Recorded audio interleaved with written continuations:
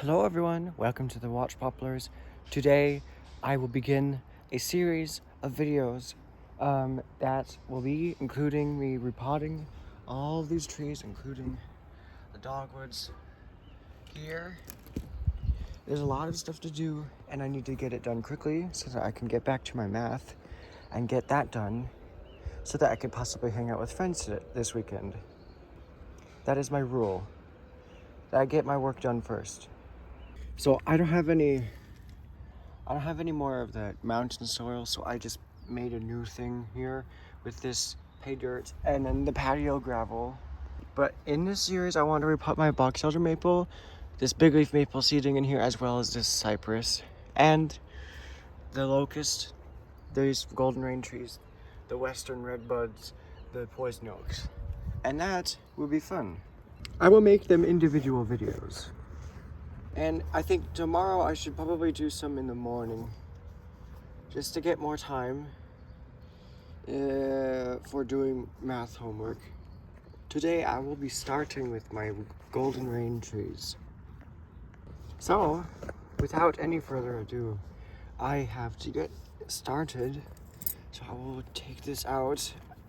I pruned the rest of these down because I didn't want to keep them, so I just kept two. I don't know if I'm gonna keep this twisty one. I think I should. It's very, very nice and cute. So, oh yeah, there it goes. So I'll use this bigger pot for something else, which is great. There's a lot more opportunity with this big pot. Now this Rumex here, I don't need it. These weeds are definitely weeds. They're not native, aside from this little willow herb.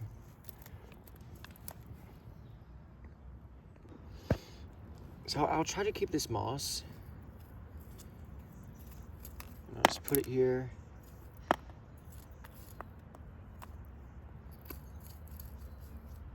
This moss comes off very nicely. Oh, this is the moss I like. That's the good stuff.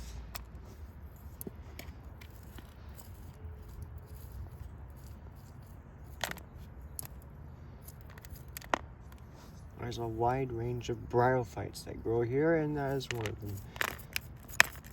But I don't know if it's native. It doesn't really matter to me. The mosses are so small. They don't really compete with things. Here's that tiny little Rumex with this big fat root. So, yeah. That's why they're so hard to remove. So now I've got the trees separated. Just raking out all as much soil as possible. And then I will wash them. Yeah, just to keep my water barrel bucket clean, even though it is very dirty.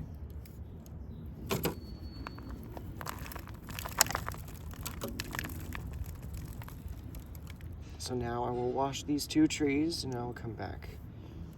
Golden rain trees have strange looking roots.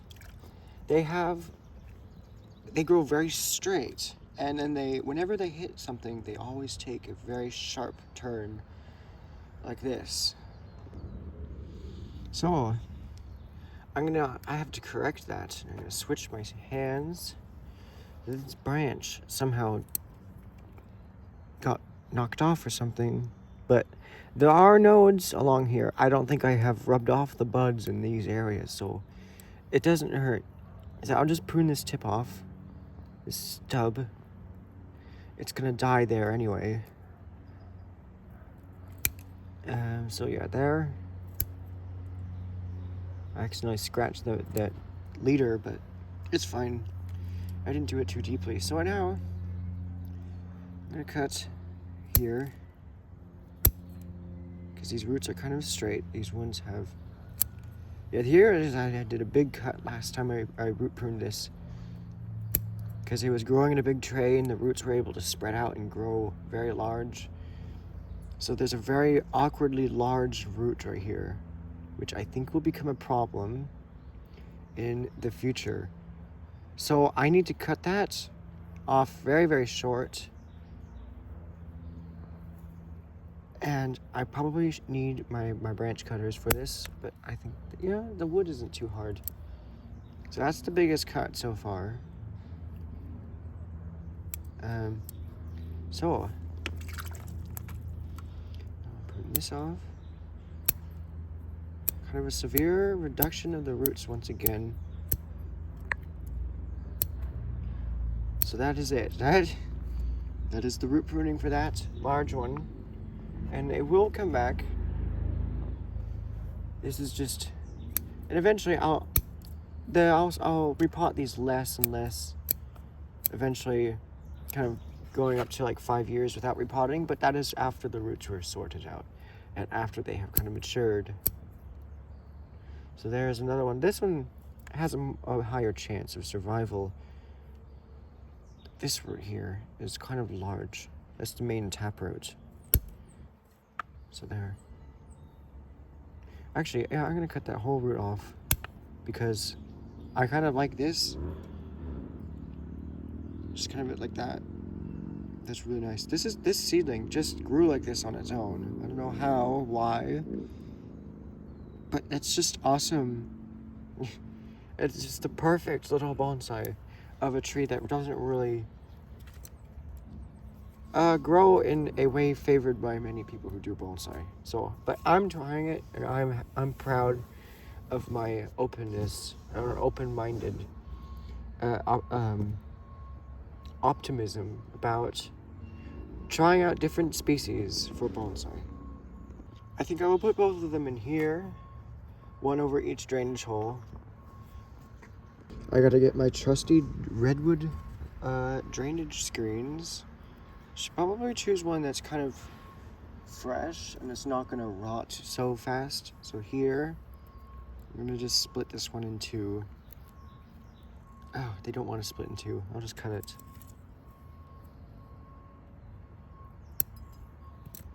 That one's not as good, but this one will cover up this drainage hole. Quite nice. I'll put some soil on top of that so that it stays in place.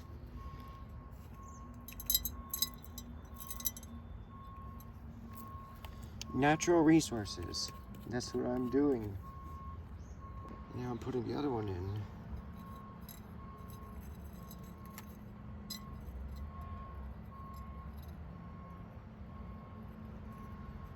If it was not so enjoyable hearing all the noises of society around me, but it is what it is.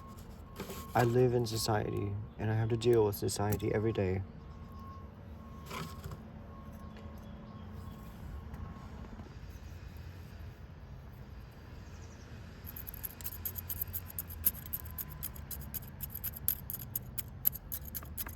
My finds are quite wet because I accidentally left them out in the rain and the hail when it was really cold.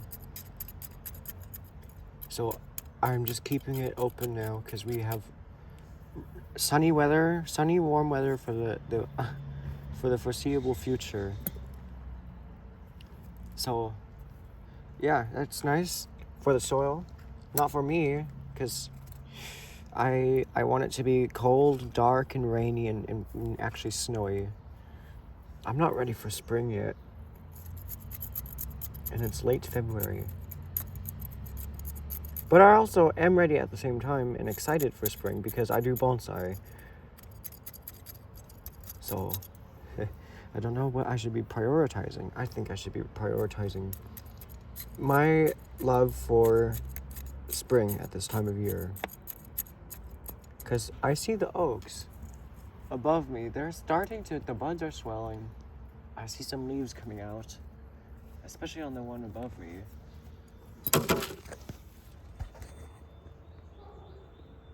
There.